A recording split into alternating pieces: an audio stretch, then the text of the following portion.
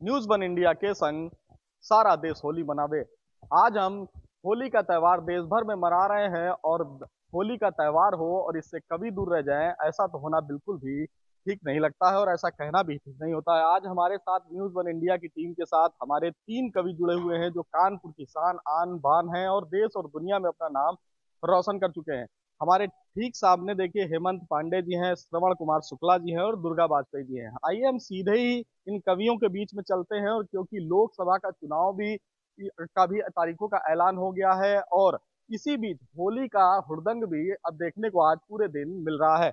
हमारे साथ सबसे पहले हम बात करते हैं हेमंत पांडे जी से। हेमंत पांडे जी किसी पहचान के मोहताज नहीं है और उनसे ही जानते हैं कि होली का त्यौहार हेमंत जी आ गया है। हमारे दर्शकों को किस तरीके से होली का त्यौहार में आप क्या सुनाना चाहते हैं? होली की बहुत बहुत शुभकामनाएं आप सभी लोगों को। होली देखिए ये उल्लास का त्यौहार है और होली बहुत अच्छे मनाना चाहिए, लेकिन मैं बहुत दुखी हूँ सूरज जी। मैं बहुत परेशान हूँ। मैं इसलिए दुखी हूँ, मैं सोच रहा हूँ कि दिल्ली खाली हो गई है और लोग हमको प्रेशर करें कि दिल्ली के मुख्यमंत्री बन जाओ। दिल्ली में कोई इस समय नहीं है। अब दिल्ली में कोई नहीं है, होली है, क्योंकि आप लोग हमसे आशा रखते हैं कि हम कुछ उस पर भी सुना दें। 4 लाइन मैंने बैठे बैठे भी लिखा है, सुनिएगा। जो जनता से लूटा है लौटानी पड़ेगी। जो जनता है, जो कल घटना हुई उसके बाद जो जनता से लूटा है लौटानी पड़ेगी। बड़ बोले थे जो मुंह की खानी पड़ेगी। अगर इसी रफ्तार से आप जाएंगे अंदर तो लगता है दिल्ली हम ही को चलानी पड़ेगी। तो अरविंद केजरीवाल लगातार भ्रष्टाचार के खिलाफ लड़ाई लड़ते थे और होली का त्यौहार आने से पहले ही शायद अपनी जो उनकी कैबिनेट है वो भी जेल में है। तो क्या माना जाए कि वो अपनी कैबिनेट के साथ होली मनाने गए हैं? बिल्कुल कैबिनेट के साथ बनाने गए हैं। उनके मित्र जो बहुत उनको याद कर रहे थे, मिस कर रहे थे, और सही समय उन्होंने चुना कि अगर आप किसी भी मित्र के यहाँ जाइए तो त्योहार में ही जाइए, दिवाली में जाइए। हम लोग नहीं, दिवाली मिलन 1 महीने का होता है कि दिवाली मिलने आए हैं, होली मिलने, तो वो होली मिलने ही गए हैं और अच्छी तरह मनाए। और मैं चाहता हूँ कि कम से कम 1 साल तो मनाए ही मनाए, जो पूरा देश चाहता है। हेमंत जी, जिस तरीके से होली का त्यौहार है, लोग एक दूसरे के घर जा रहे हैं, रंग गुलाल अबीर लगा रहे हैं, ऐसे में चुनाव भी आ चुका है। प्रधानमंत्री जी इस बार 400 पार का नारा दे रहे हैं। भारतीय जनता पार्टी के लिए क्या लिख रखा है? देखिए, भाजपा के लिए हो या किसी भी दल के लिए हो, हम लोग कवि हैं। हम लोग किसी दल के नहीं होते हैं, हम लोग किसी दल से दूर दूर रहते हैं, हम लोग कवि हैं। तो हम लोग कविताएं लिखते हैं। तो मैंने अभी 4 लाइन लिखी, मुझको देख के, क्योंकि नहीं लिखी है, अगर आपकी इजाजत हो तो मैं देख के कहिए आपको सुना दूं। मैंने अभी लिखा है, कहाँ गया, मैं आपको सुना रहा हूँ, 1 मिनट। देखिए, कहा जाता है कि कवि से ऐसा कोई भी नहीं है जो अछूता हो और कवि वो बात कह जाता है जो शायद लोग कहना भी चाहते हैं और नहीं कह पाते हैं। हमारे साथ में देखिए अन्य भी कवि मौजूद हैं और पहले हेमंत जी से ही बात करते हैं और जानते हैं क्या लिखा उन्होंने। देखिए, मैंने तो लिखा है, सारे नेताओं को, सारे दलों को हम लोग लपेटते हैं, लपेटने के लिए होते हैं, और कवियों का काम ही है कि विपक्ष की भूमिका निभाए। जो अच्छा करे उसके लिए आप अच्छा कहिए, जिन लोगों ने अच्छा किया हम लोग उसकी तारीफ भी करते हैं। हम लोगों के लिए नेता क्या होते हैं, कवियों के लिए 4 पंक्ति सुनिएगा। नेताजी घर आए हैं, लड्डू पूरी लाए हैं, लोकसभा चुनाव आ गया है। नेताजी घर आए हैं, लड्डू पूरी लाए हैं, दिखा रहे हैं अच्छे सीन, बजा रहे हैं मिलके बीन, जीत गए तो बल्ले बल्ले, हार गए तो क्वारंटीन। तो देखिए, ये है फागुन का जो रंग है वो साफ तौर पर कवियों पे भी देखा जा सकता है। हमारे साथ श्रवण जी मौजूद है। श्रवण जी, होली में किस तरीके से हमारे दर्शकों को क्या सुनाएंगे, अपनी तरफ से कुछ बताएं। देखिए, आप लोकसभा चुनाव का बार बार जिक्र कर रहे हैं और होली का मौसम भी है, और राजनीतिक जो दल हैं या नेता हैं ये व्यक्तिगत नहीं होता, ये वृत्ति होती है। तो एक व्यंग्य की कविता आप सुनिए इस पर। मैंने कहा नेताजी, मैंने कहा नेताजी कितना सुंदर प्रोग्राम बनाते हो। मैंने कहा नेताजी कितना सुंदर प्रोग्राम बनाते हो, कहाँ कब कैसे क्या करना है कितने ढंग से समझाते हो। फिर क्यों नहीं कर पाए, इसे तो उससे भी अच्छे ढंग से बताते हो। हद तो तब करते हो जब फिर से एक नया प्रोग्राम लेके आते हो, अब कहाँ कैसे कब क्या करना फिर समझाते हो। सच बताओ, इतना दिमाग कहाँ से लाते हो? बिल्कुल बिल्कुल, इतना दिमाग कहाँ से लाते हो? और होली का जो त्यौहार होता है, समाज में किस तरीके का संदेश देना चाहेंगे होली को लेकर, उसके लिए क्या कुछ बताएं? होली का त्योहार भी कैसा है त्योहार, होली का त्योहार भी कैसा है त्योहार, रंगों से ही दे रहे एक दूजे को प्यार। ये जो खुशी के रंग हैं ये पूरे देश में छाएं और भारत फिर से विश्व में एक अग्रणी भूमिका निभाए, क्योंकि ये विश्व बंधुत्व ये यहीं की देन है। और ये होली केवल हमारी ना हो, ये पूरे विश्व की होली बन जाए। इस कामना भावना के साथ ये त्योहार हम लोग इस बार मनाने जा रहे हैं कि जिस तरीके से देश की साख बढ़ रही है, ये होली का उत्सव भी, क्योंकि ये उत्सव का प्रधान त्योहार है। इसमें होली हम मनाते नहीं, होली जीते हैं।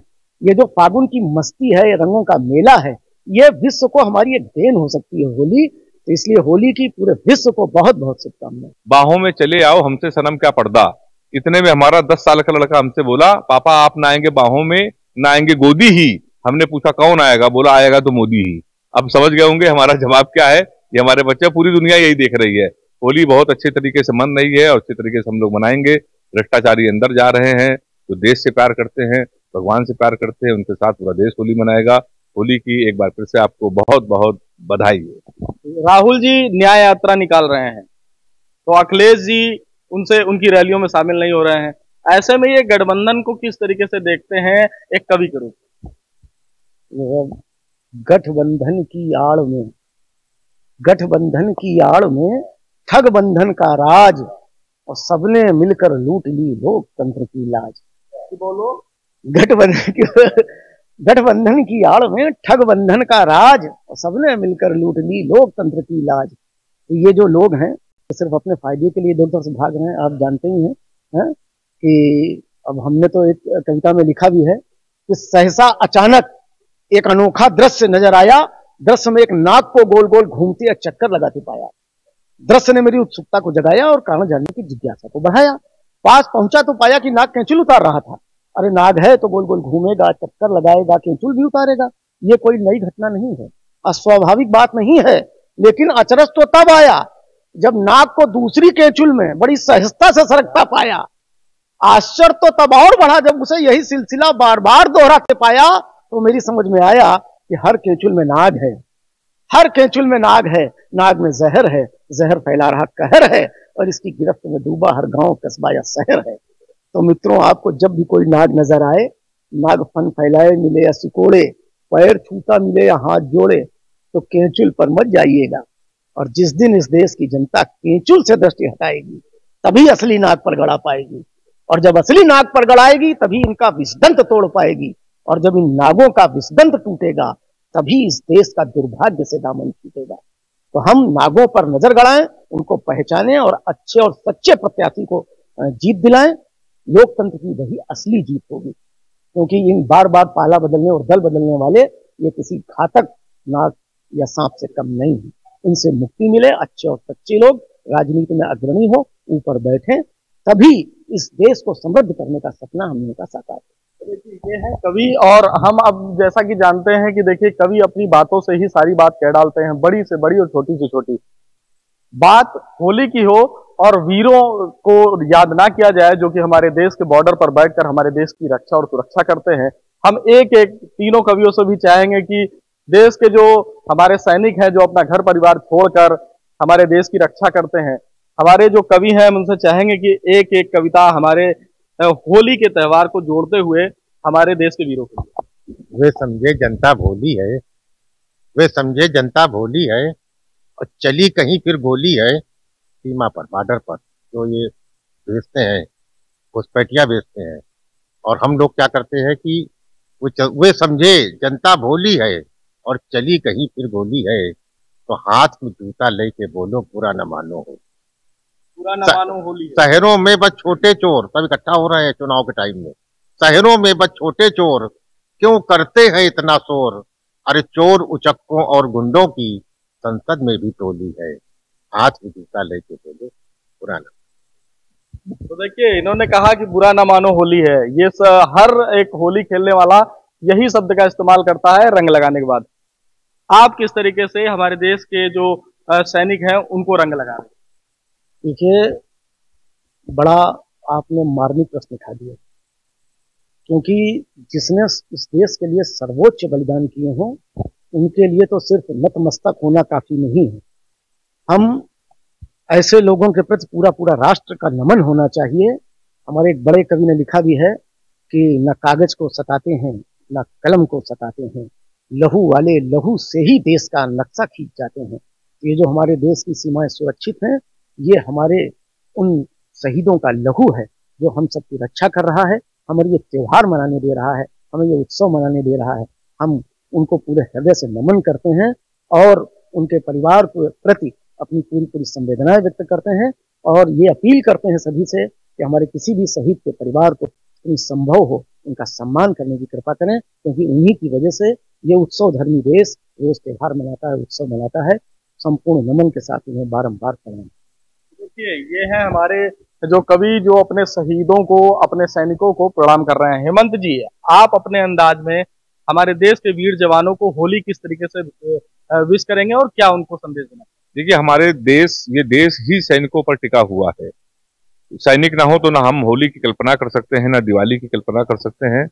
चार पंक्तियां मुझे याद आती हैं कि अहिंसा के पुजारी हम जगत को बुद्ध देते हैं, मिलावट कुछ नहीं करते जो देते शुद्ध देते हैं, हमारी शांत प्रियता को ना कायरता समझ लेना, किसी ने युद्ध मांगा तो उसे हम युद्ध देते हैं। जो युद्ध के लिए हमेशा तैयार रहता है वो सैनिक होता है, जो अपने को बलिदान करने के लिए खड़ा होता है वो सैनिक होता है। और अगर सैनिक है तो हिंदुस्तान है, सैनिक है तो हम है, सैनिक है तो आप है, सैनिक है तो दिवाली है, सैनिक है तो होली है।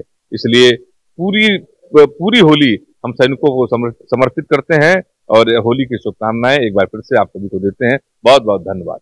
धन्यवाद। देखिए, हमारे साथ थे जो देश के और अपना नाम कमा चुके वो कवि जो लोगों को अपनी बातों से उनके चेहरे पर खुशी लाते हैं। न्यूज़ वन इंडिया इन तीनों कवियों का बहुत बहुत धन्यवाद करता है। हेमंत जी आपका भी, वाजपेयी जी आपका भी और श्रवण जी आपका भी। आपने हमको इतना समय दिया और हमारे दर्शकों को होली के त्योहार पर राजनीतिक गलियारे की बात हो या लोगों को किस तरीके से होली खेलनी चाहिए, इसका जो संदेश दिया है, आप सभी का बहुत बहुत धन्यवाद। तो देखिए, ये थे हमारे साथ कवि और आप भी होली खेलिए और हमारी आपसे प्रार्थना है और ये निवेदन भी है कि लोग अपने जो भी चेहरे पर रंग लगाएं वो प्राकृतिक रंगों से बने हुए कलर का इस्तेमाल करें ताकि लोगों को किसी प्रकार की कोई समस्या ना हो। Suraj Pandey, news one India, Kanpur.